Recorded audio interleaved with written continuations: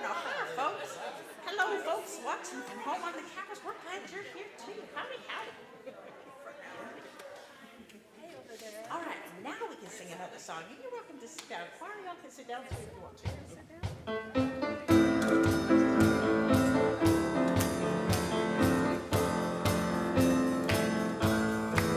God is my source. God is my power. God gives me everything I need. So I give thanks for all my blessings. God gives me everything I need. God is my source. God is my power. God gives me everything I need. So I give thanks for all my blessings. God gives me everything I need. God is my source. God is my power. God gives me everything I need. So I give thanks for all my blessings. God gives me everything I need. Thank you, God. Okay, one more song. We are going to send out our love. And we have hand gestures y'all can do. Follow along, it's fun.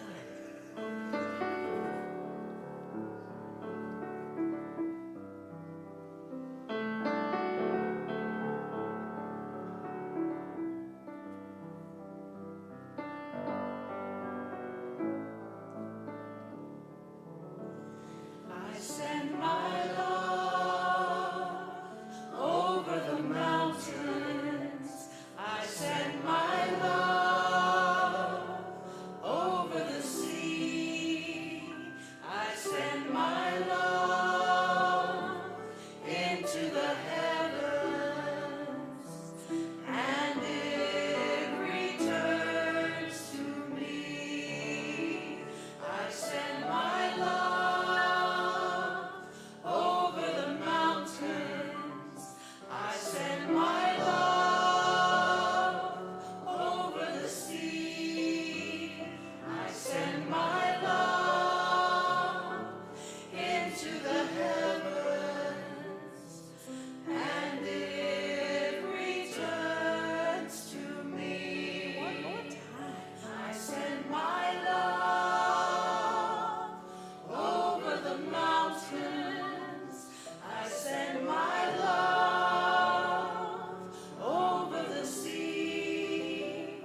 I send my love into the heavens, and it returns to me. Thank goodness. Good morning and welcome to Unity Fort Worth. We are so glad you are here in person and online. We have a wonderful service prepared for you today, and we hope you will enjoy it as much as we do. We want to give thanks to our church home committees for their search and preparing our new church home.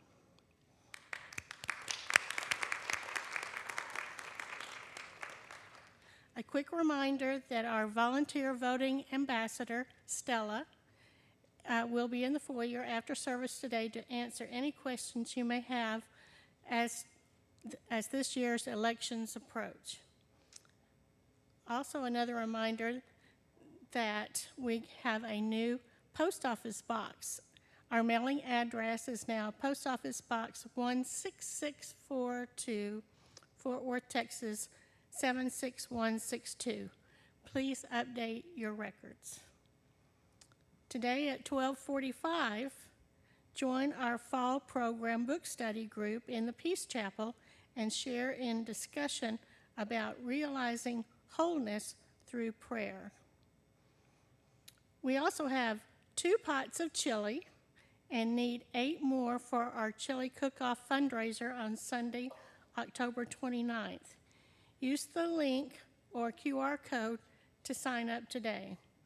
Now, Lane has a special announcement from our church home committee about a community survey. What's up?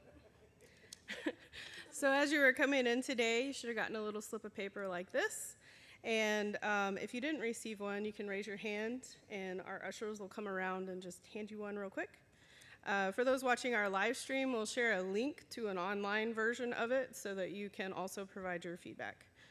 As we announced in our mini town hall a few weeks ago, our church home committee is looking at temporarily sharing a space with another spiritual community, which will likely require us to shift our service time in order to work around their Sunday rhythms. So this is a very short survey, 1 question, 2 options, check all that apply, to help us understand the community's preferences for Sunday service times during this transition. So consider what will work for you, fill it out, drop it in the basket as the love offering comes around, and we'll see where we go. All right, thank you.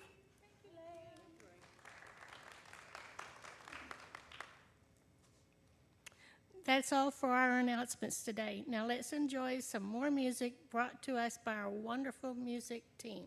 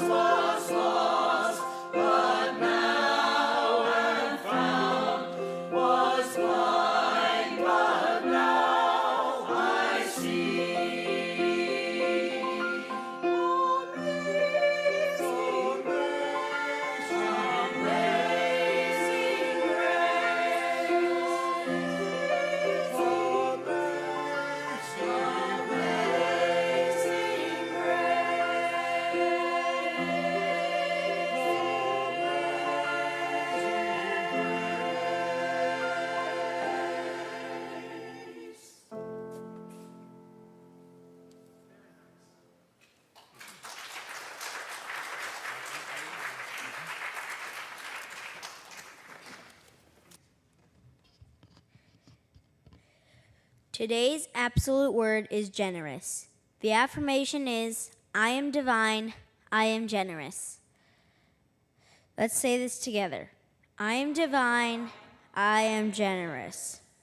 I am secure in my prosperity when I share my abundance generously and receive graciously without a thought or feeling of any kind of return. Whatever I share with a loving, giving heart blesses me as much as it blesses the one who receives it. Each time I share my supply, I am demonstrating my trust that I will always have what I need. When I share of myself, I am living my faith that I am fully divine and fully human empowered with a limitless supply of divine ideas. We live in an abundant universe. Knowing this, I don't hesitate to be generous so others may know the abundance of the world as I know it.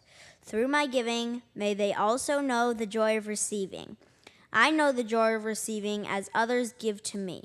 Today's scripture verse is from Galatians chapter 6, verse 10. Let us work for the good of all, and especially for those of the family of faith. The affirmation again. I am divine, I am generous. Together. I am divine, I am generous. Thank you.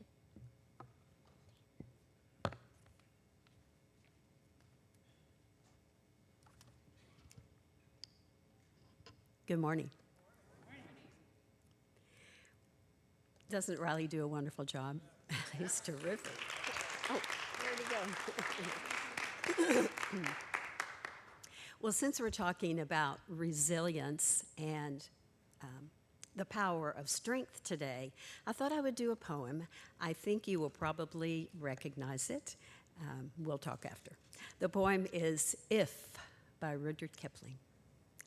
If you can keep your head when all about you are losing theirs and blaming it on you, if you can trust yourself when all men doubt you, but make allowance for their doubting too, if you can wait and not be tired by waiting, or being lied about, don't deal in lies, or being hated, don't give way to hating, and yet don't look too good nor talk too wise. If you can dream and not make dreams your master, if you can think and not make thoughts your aim, if you can meet with triumph and disaster and treat those two impostors just the same, if you can bear to hear the truth you've spoken, twisted by knaves to make a trap for fools, or watch the things you give your life to broken and stoop and build them up with worn-out tools, if you can make one heap of all your winnings and risk it on one turn of pitch and toss, and lose and start at the beginning and never breathe a word about your loss, if you can force your heart and nerve and sinew to serve your turn long after they're gone, and so hold on when there's nothing in you except the will which says to them, hold on. If you can talk with crowds and keep your virtue, or walk with kings nor lose the common touch, if neither foes nor loving friends can hurt you, if all men count with you, but none too much, if you can fill the unforgiving minute with 60 seconds worth of distance run, yours is the earth and everything that's in it, and which is more, you'll be a man, my son. I remember I had to memorize that in school and recite it. Anybody else have to memorize it? Dang, it's long. And you get to the last line and it says, you'll be a man, my son. I'm going, I'm really invested in this. Why does it say that? But actually, apparently, Rudyard Kipling actually wrote this for his son.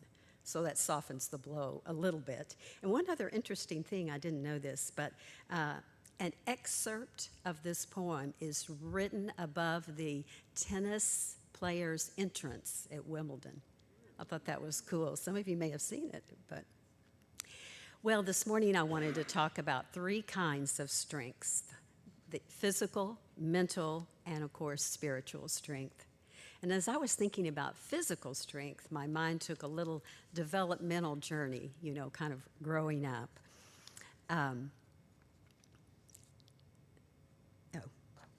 I don't know where I'm going here, sorry. Trying to get ready, I'm trying to get through faster. No, I'm just kidding.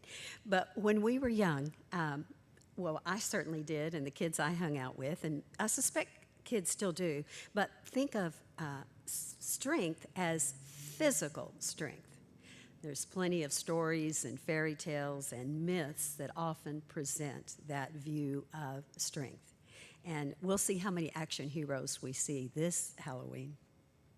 But for example, there's Hercules, one of the Roman gods who was famous for his strength. There are many, many stories about Hercules. I'm pretty sure everybody knows who he is. And there are many statues and works of art of him as well. And often when you see these works of art with Hercules, you also see another guy beside him, and that is the Titan god Atlas. Remember, he's the one that Zeus condemned to carry on his back the celestial heavens and sky for the rest of his life, for eternity, actually. You've seen that statue of the guy that bent over carrying the world. And the reason I mention Atlas in particular is because how many of you recognize the name Charles Atlas? Few people. Well, Charles Atlas, that wasn't his real name, by the way. He was an Italian-American, and he lived in Brooklyn growing up, and he was skinny and frail and bullied and beaten up by all the neighborhood kids. But get this, it was a school trip to a museum where he saw the statues of Hercules and Atlas that inspired him to start bodybuilding. And eventually then the kids started calling him Atlas. So that's why he officially changed his name to Charles Atlas. But he was an incredible bodybuilder. This is in the 20s, way before Schwarzenegger, of course. But he was something else, and he sold his exercise program by mail order. So I'm not going to ask how many older guys sent in for that packet of materials, but anyway, that was pretty interesting. And of course, in the Hebrew Bible, there's Samson, who was purportedly so strong he slayed a lion with his bare hands.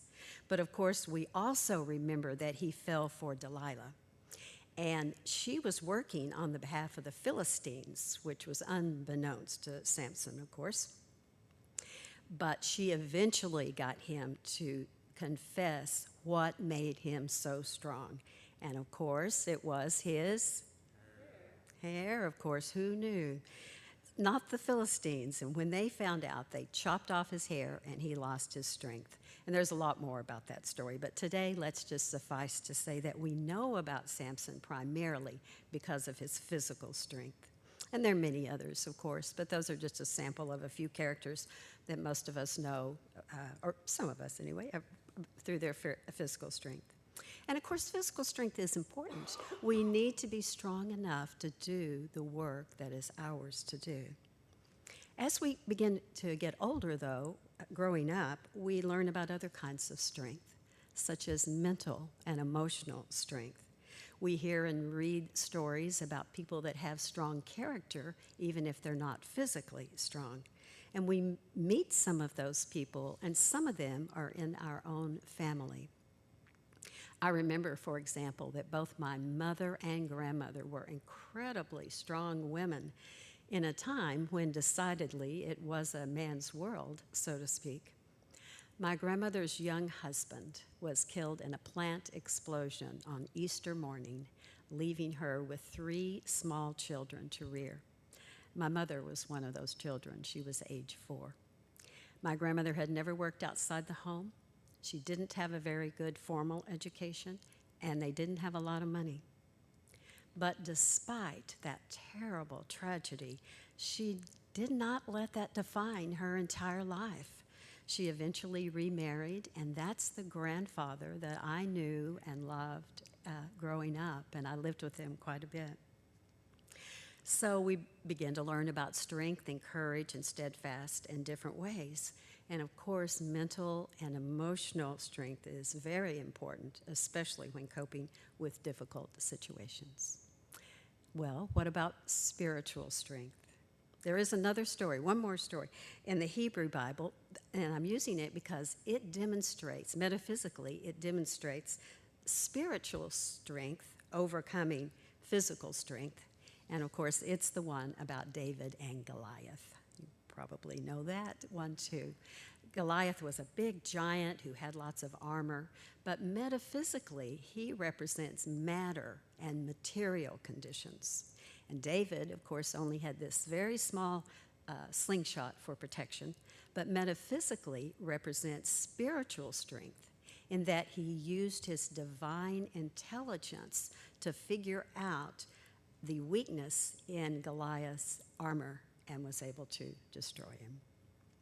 Well, our lives may not contain such dramatic happenings as these, but when we're on the spiritual path, we begin to realize that spiritual strength is back of all strength, underlies all strength, and can overcome all things with commitment, practice, and time.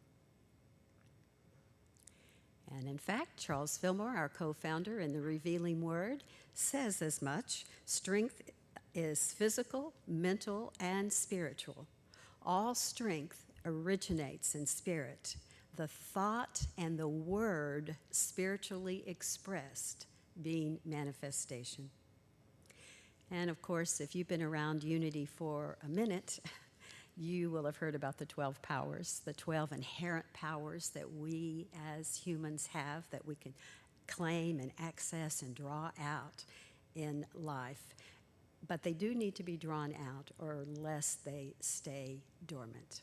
So today we're going to take a quick look at the power of strength. The disciple is Andrew. I asked Andrew to come down at this time, and there he is. Show his strength. But Andrew was a fisherman, as were a lot of the disciples, of course. So he was very strong. But you can imagine, reeling in those huge nets of fish and being out in the water in those precarious boats. So he was very strong. But once he started following Jesus, he needed to develop another kind of strength. And in this case, the ability to stick with the choice that he made. So despite outer circumstances, he did stay the course. He did endure. And we can do that too. Be unwavering in the direction that we think is right and have chosen, hopefully through spiritual guidance and when we're coming from our highest nature. Well, the strength center is in the small of the back. This one makes a lot of sense to me. The backbone, right? Strength, the back. And in the book Power Up, the 12 Powers Revisited as Accelerated Abilities by Paul Hasselbeck and Cher Holton, the authors point out that sometimes we make choices, but often we need help sticking with our choices. They speculate that it's maybe we don't believe enough in the cause, or maybe we don't believe enough in ourselves to stick with our plan. They also talk about we could have underdeveloped or egocentric strength, and so they remind us the importance of combining faith with strength. And that's kind of easy to understand when you think about it. Isn't it a lot easier to stick with something if you feel strongly about it and committed in that way? It's also possible for us to have an overdeveloped power of strength. And by that, you may know people like this. You may be like this, but I don't think so. But willful and intractable, even though what the person has chosen is not working out at all. They've had numerous attempts. It's clearly not the right decision, but they absolutely refuse to change their mind. But generally, what we should do is evaluate as we go along with our plan, right? We want to stick with something, even if it's difficult, if we have faith that that is the path for us.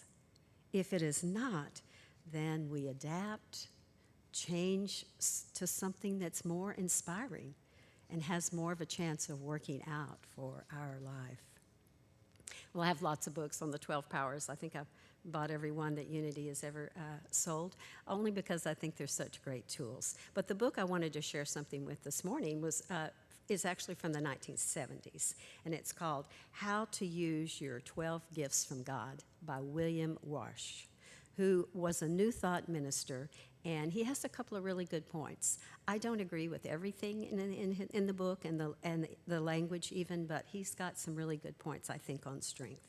So we've been talking about strength in terms of endurance and sticking with the course, but Wash says strength is stillness. And he reminds us that just action in and of itself is not strength, that strength actually comes from stillness. He says, you will find your strength in the stillness and silence of your being, and you will find your confidence and security by being still. It really made me think of that phrase, still waters run deep. Do you know some people like that? They may be a little shy or don't feel the need to put themselves out there, but you can just tell that they have a mountain of strength behind them. I worked with a woman like that. She would be in a meeting and not say a single word until a question was specifically asked of her, not just what do we all think. But she was very intelligent and very strong and was very well respected. So most people probably just said, well, she's an introvert and, that's fine. But what they don't know is behind the scenes, she was wickedly funny. I mean, wickedly funny. We worked together for 19 years. I never laughed so hard, except for those 19 years. I miss her a lot. But anyway, she was an example of still waters run deep, the strength that comes from stillness. Well, Wash talks about some of the spiritual aspects of strength. There you go. And I'm going to talk about them briefly. He talks about patience being an attribute, and he defines patience as calm endurance or persistent strength. And he says, when you need courage, become still. Take a deliberate step toward something spiritual. Still yourself toward courage.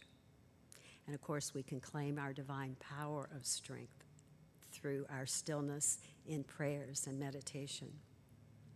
He also talks about tolerance, and he defines tolerance as your capacity to be fair-minded with those with whom you disagree. And he also how hard is that? And he also reminds us that it might be difficult for us to realize, but someone who acts and believes so differently than you is really expressing their level of consciousness just like you are.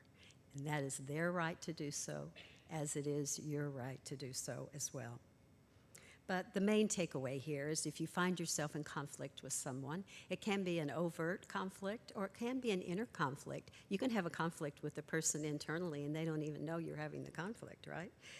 But again, be still for tolerance and claim your inner divine strength. The third one, steadfastness. Basically, it's putting God first in our lives, claiming our powers of faith and strength, and be unwavering in this endeavor. And fourth is balance, using strength to keep your equilibrium if things get out of balance. And I thought about that backbone again. Sometimes we get a little off this way and get a little off this way, but think about that erect backbone that can not only keep us strong, but can help us stay in balance. Resilience is another synonym for strength, and there's been a ton of writing and research on this topic, especially in positive psychology. The main definition that you'll see is the capacity to withstand or to recover quickly from difficulties.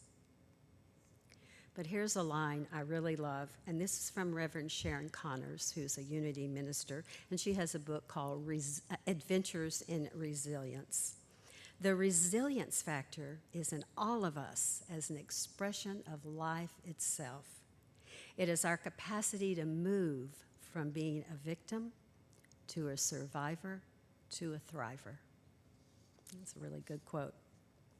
And of course, most of us deal with many difficult situations in our life that call for strength. That can be obstacles such as situations at work, health issues, family matters, financial difficulties, or even a major loss, such as the death of a loved one. All of these situations call for endurance and resilience. I'd now like to turn to some strategies for building resilience. First, we're going to look at a couple of experts, and then we're going to look at a poll that I did. I watched a little video on YouTube called How to Build Resilience by Dr. Lucy Hone. She is a faculty member and researcher in the field of resilience in New Zealand. She's an author. She's also a very popular speaker. Apparently, she did a TED Talk that went viral during the pandemic. So if you really want to explore resilience more, I would recommend that. I only saw the 3-minute YouTube video. But she also, besides being this researcher, she also had a horrific event in her own life. Her 12-year-old daughter was killed in a car wreck. So her research and resilience has turned more toward resilience in grief. And she shares 3 strategies that she used to have resilience, for she believes that people can be taught to be resilient. Her 3 strategies,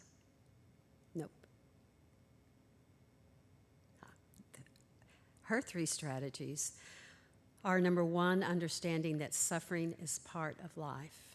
And what she means by that is that remembering that tough things happen to all of us, that misfortune and difficulties are common. And the reason that this one is important is so one doesn't feel singled out. You know, taking just a little bit more broader perspective when possible and not feel singled out. Second, tune into the good. The important here is the counterbalance between good and what's going on. So not losing total perspective. And she says that resilient people are cautious about where they focus their attention. And her 3rd strategy is ask yourself this, she says, is the way I am thinking or acting right now helping or harming me in my quest to get through this? Is what I'm doing right now helping or harming me in my quest to get through this? And of course, part of this one is knowing when you need to reach out for help as well. For studies have shown that supportive connections is probably the most important thing that we can do to build resilience. Friends, clergy, counseling, other professional help. And from Dr. Nancy Little, author of Energy Sparks to Recharge, Refresh, and Revitalize, here are some more strategies. These are strategies in general, not particularly related to grief. Number 1, she echoed the previous author, the importance of caring friends with whom you can be vulnerable while being supported at the same time. Feeling safe and find safe and soothing sanctuaries. And here she says you need a place or even more than one when you feel overwhelmed. It could be the garden, it could be the countryside, it could be the lake, any place that's peaceful for you, or it could simply be in your own home that you set up a little cove where perhaps it's a peaceful area where perhaps you have candles or whatever it's important to you, favorite things that you like. And she does say we could have several safe havens.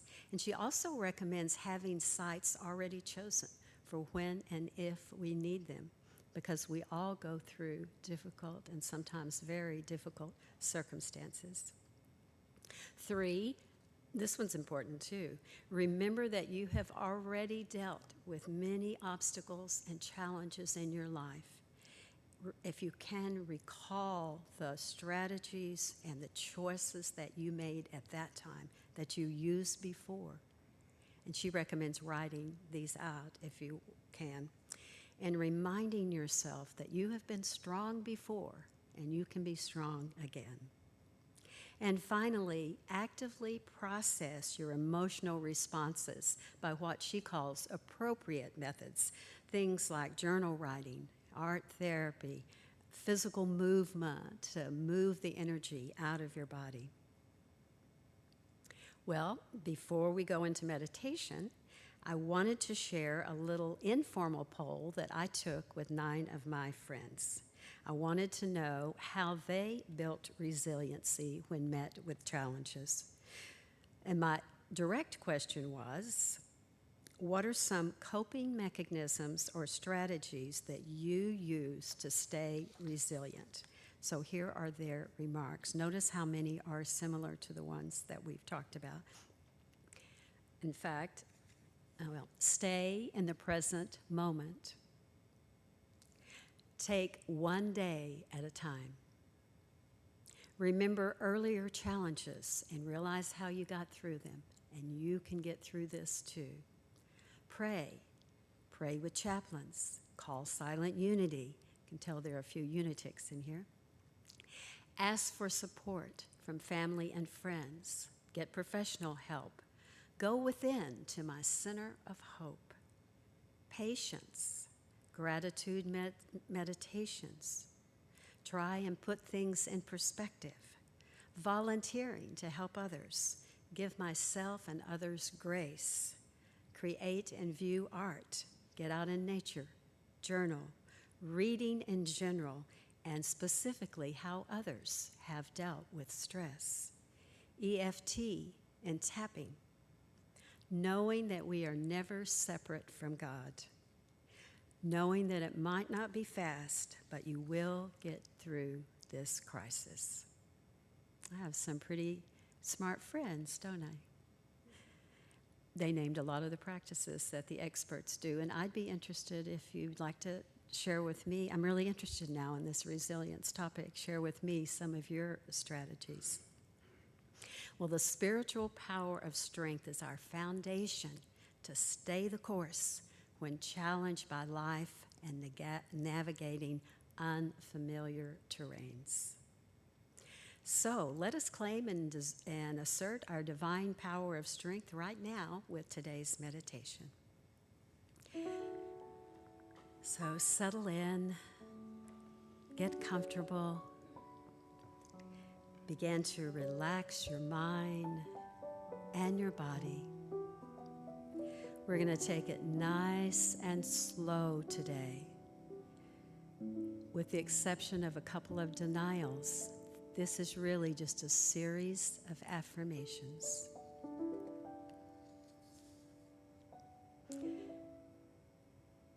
Know these words for yourself. I deny the thoughts of weakness and hopelessness have power over me. Divine strength flows through me now as energy, reassurance, and patience.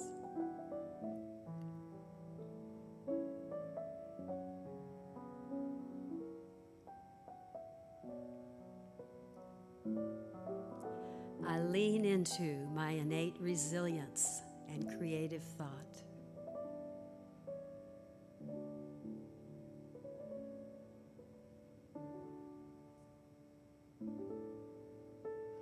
I am strong, steady, and tolerant.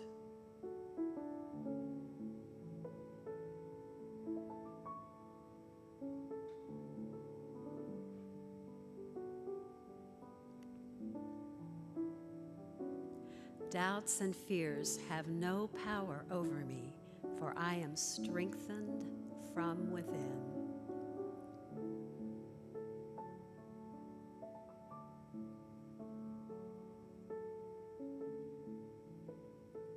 I have the inner strength to hold fast, stay the course, and endure.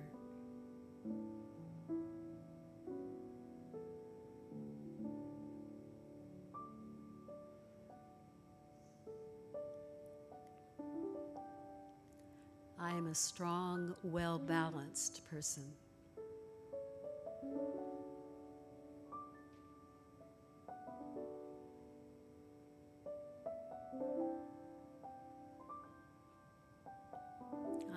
balanced and centered in unlimited strength.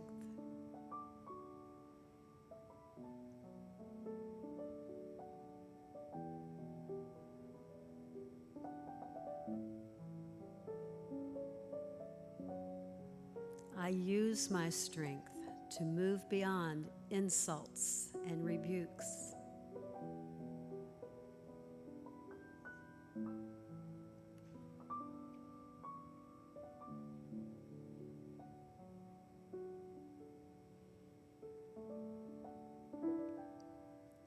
I have a strong backbone.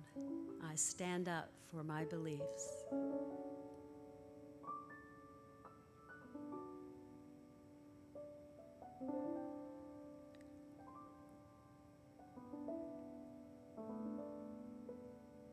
Again and again, I return to the silence to restore my sense of balance through the power of strength.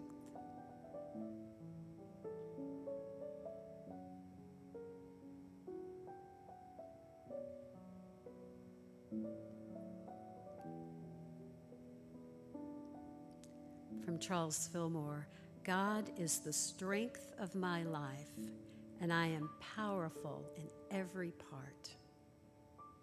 God is the strength of my life, and I am powerful in every part.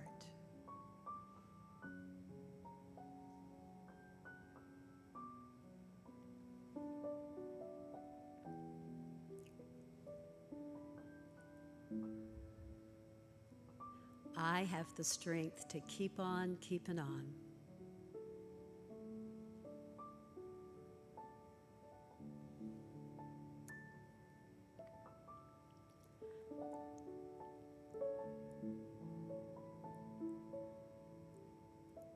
And I claim my power of divine strength right here, right now.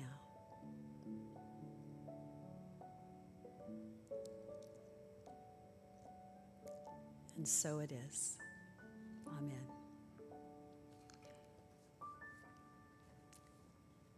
Thank you.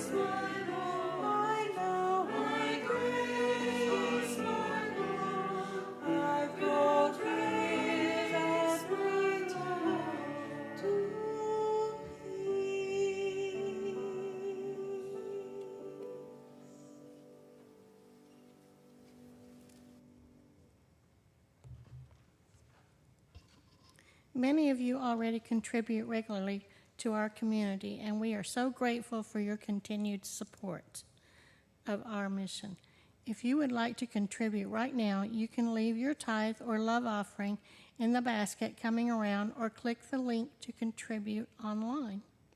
If you would like to be a sustaining member, we would love for you to consider setting up a recurrent giving to support our community.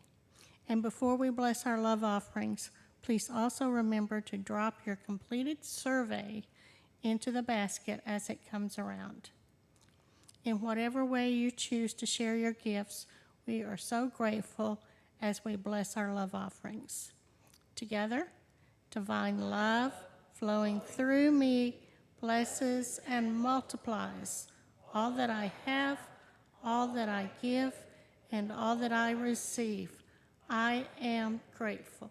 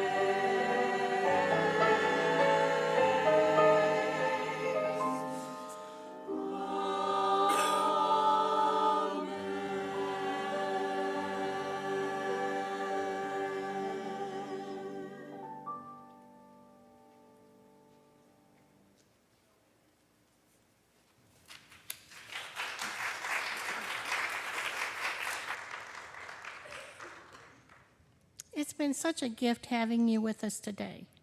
Please join us for fellowship after service. The announcement reminders are to return your survey, the book study, to talk to Stella if you have questions regarding voting in the upcoming weeks. And make a pot of chili. Okay. Stay safe, be well, and have a wonderful week. Please rise to sing our peace song, followed by the prayer for protection.